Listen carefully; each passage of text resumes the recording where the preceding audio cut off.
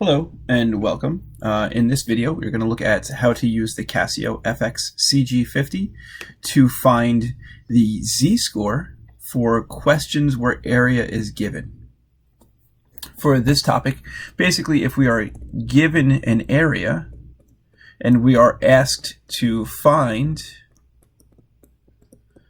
a z-score or a score just in general, we're going to use the inverse normal function. There are two ways of getting to it. The first way of getting to it is in main menu option 1. We can press option and then stat and then F3 for distribution and then F1 for normal and then F3 for inverse norm. However, it doesn't tell us what it actually wants us to enter here. We can talk about that in another video, but the easier way of doing this is to press menu, go to the stats window by pressing 2, and then going to F5 for distribution, F1 for normal, and F3 for inverse norm. There's another video in my feed that has the normal CDF highlighted, but we're going to use the inverse norm for this one. So now with the Casio, it's nice because we can choose which tail we want. I forgot to mention this in other videos, but I'm going to mention it here. If we are given data, we're going to choose the variables. If we are given a list of data, we can use that list here, but we're not going to use that very frequently.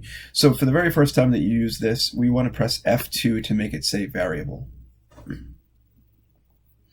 So let's get started. Example 6.6a says find the z-score for the indicated shaded area, or the probability, which is the area of 0.1466.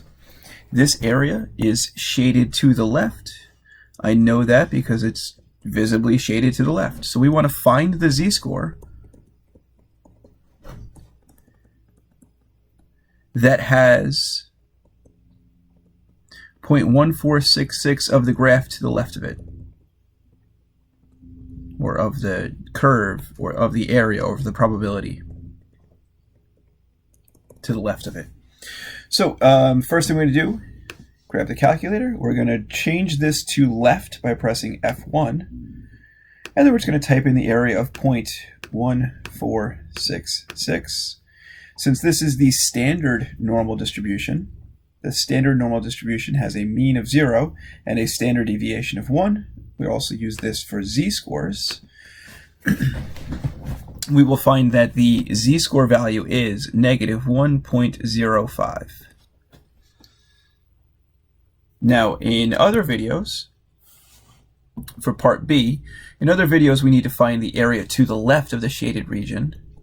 In this case, the area of the shaded region is 0.200, so the area to the left of it would be the complement, or 0.8. But for the Casio calculator, we don't need to worry about that. We go back to the main page of the stats feature. We can press F5 to get to the normal distribution, and then choose F3 for inverse norm. Since this Casio allows us to choose the shading of the tail, we can make this a lot easier. We can find the area to the right, because that's what's shaded here, of 0.2. And we'll find that the z-score is 0.84. I'll show really quickly how we could have done this with the left shading as well. We could have chosen left. We could have also typed in 1 minus 0.2 here, and we would have gotten the same thing.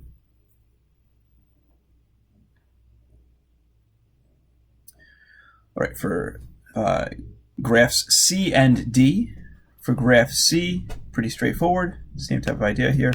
We go back to the main page.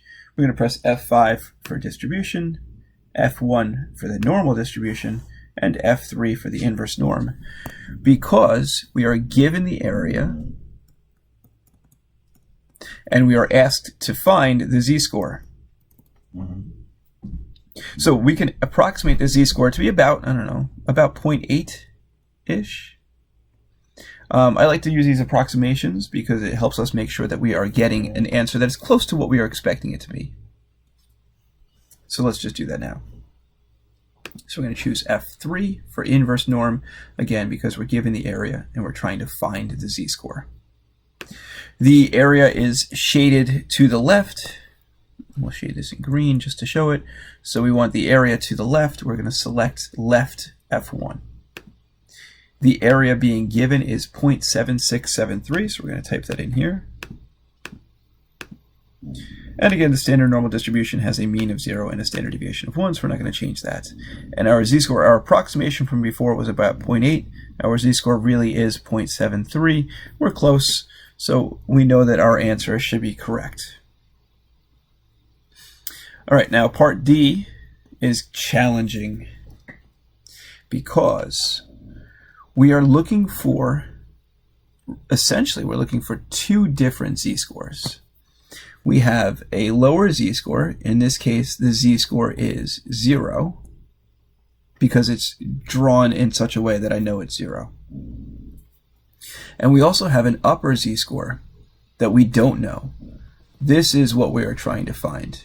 If I were to approximate this, it's probably about 0.4. So for this one, we're going to need to find two different z-scores. Again, a left z-score or a lower z-score, and a right z-score and upper z-score. We have that the lower z-score is z equals 0. We just need to figure out what this upper z-score is.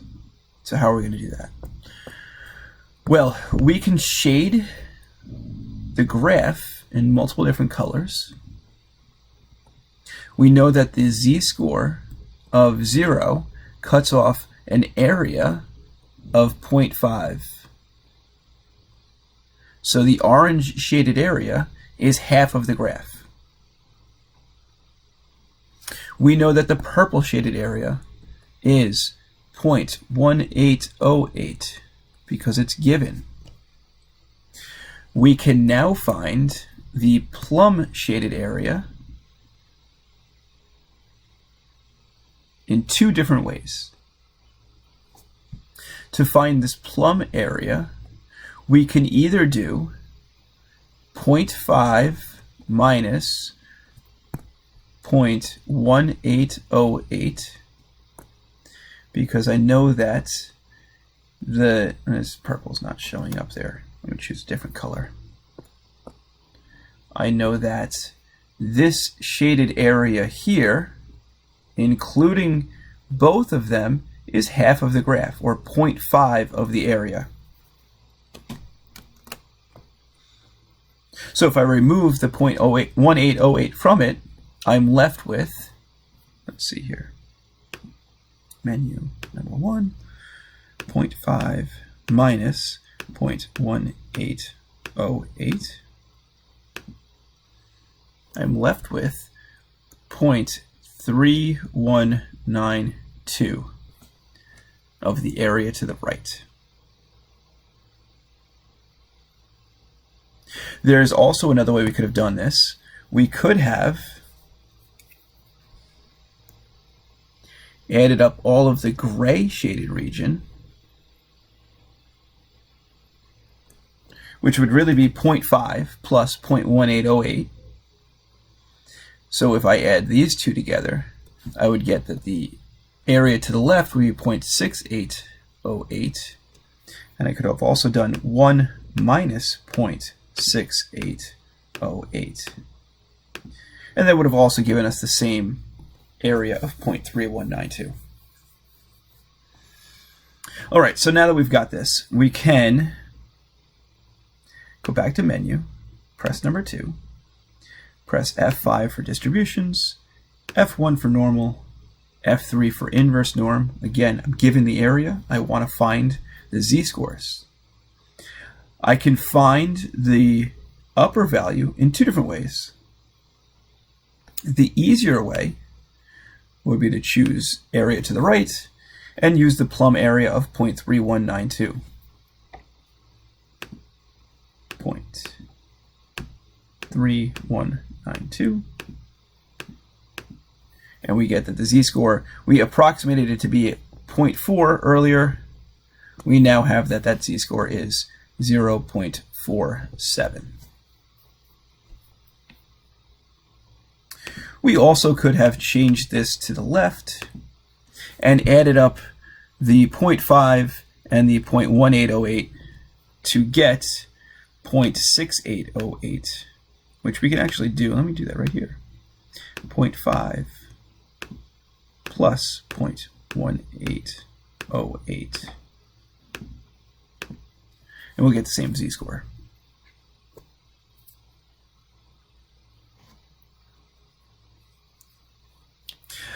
All right, we got two more quick examples in this video. Example E says, find the z-score that cuts off the top 0.025. In my other videos for the Texas Instruments calculator, we need to use the complement here to find the area to the left. If we were to do that, we would get 0.975. But for these Casio calculators, we don't need to worry about it. We can just choose the area to the right and then type in 0.025. And we get a z-score of 1.96, which makes sense because the z-score is very close to 2. I'm going to leave this graph for F very quickly and very basic. If you'd like a longer explanation about the different areas and the tails, we can look at the Texas Instruments version of this calculator video, and you'll see what I mean by these tail regions. But in the Casio calculator, we're assuming that these are going to be symmetric because they look like they are the same z-score, just one is negative, one is positive. Since we're looking for the area that is between these two z-scores, we should have two different values. We should have a lower value and an upper value. And the way that we can find this in the Casio, very quickly, is by choosing F3, the central region.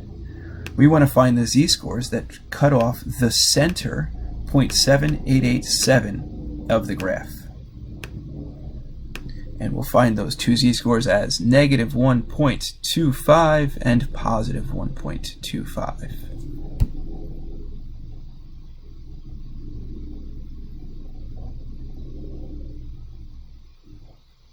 All right, we've got a couple more examples here, 4 more examples, all of which don't have a graph.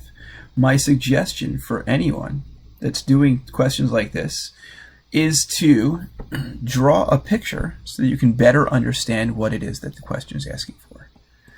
So for a normal distribution, we know that we should draw the normal curve, the standard normal distribution, the bell-shaped curve.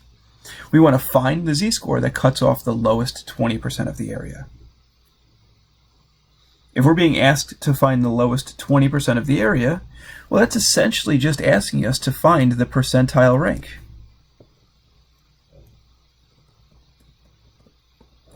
They want us to find the percentile rank of 20.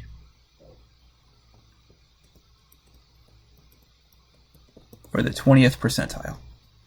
So we want to find the z-score that has an area to the left of 0.200. Well, since they're asking us for the lowest area, we're going to find the left region and type in an area of 0.2. Again, standard normal distribution, so standard deviation of 1, mean of 0, we get a z-score of negative 0.84. For part B, they're asking us to find the z-score that cuts off the highest 10% of the area.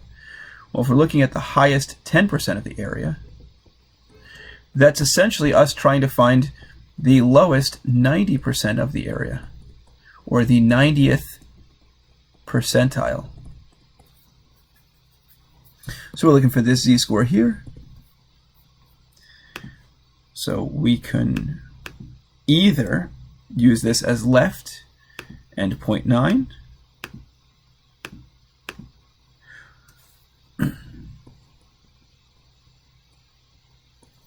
or we could use right and 0.1.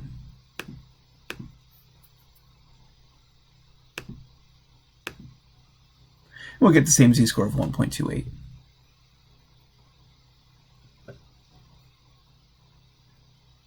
All right, we got two more here. For part C, it says the middle 90% of the area. Well, if we're looking for the middle 90% of the area, oops.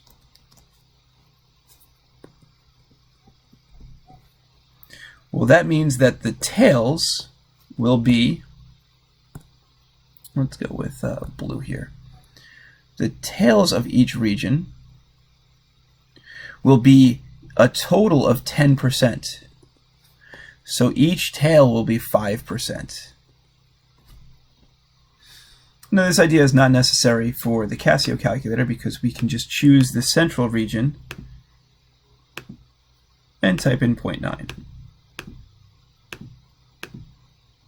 But depending on which kind of calculator you're using, or depending on what type of a question we're working on, it is nice to have a good understanding of what it is that we're trying to do here.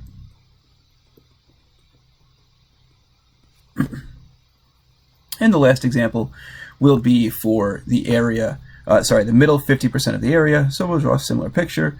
Normal distribution, mean of 0. We are looking for the middle 50% of the graph.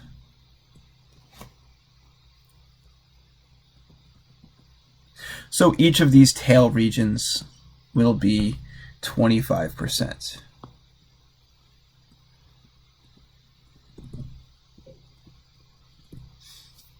And again, we can just type in a central area of 0.5, execute, and we have our two different z-scores, negative 0.67 and positive 0.67. All right, thanks for watching. Make sure to check out the other videos I have in my feed.